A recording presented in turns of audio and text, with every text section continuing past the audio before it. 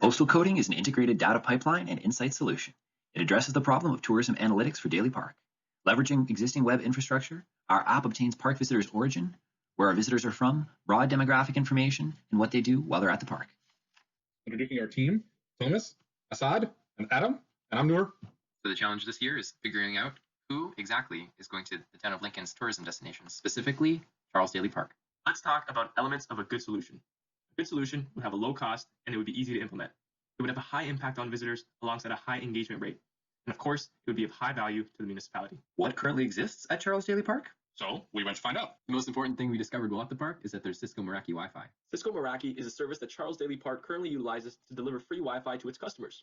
What's incredibly powerful about this service is that it collects information on all the Wi-Fi and Bluetooth connected devices within Wi-Fi range, whether they're connected to the Wi-Fi or not.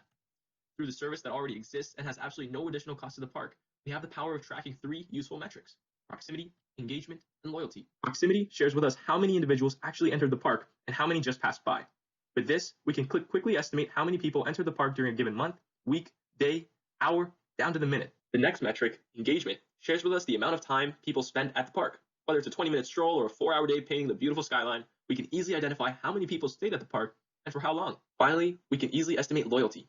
Does an individual return to the park on a weekly basis or just for their annual family hoo-ha? Now we can know if they're first-time visitors or if they've been coming by for a while. Did you know that according to research, 80% of people will use free Wi-Fi when it's available? So even with all of that, we still don't know where our visitors are coming from. The solution in this case is postal coding.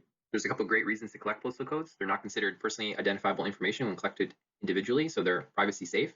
There's a pretty low barrier for people because most people are aware of their postal code and are willing to give it up.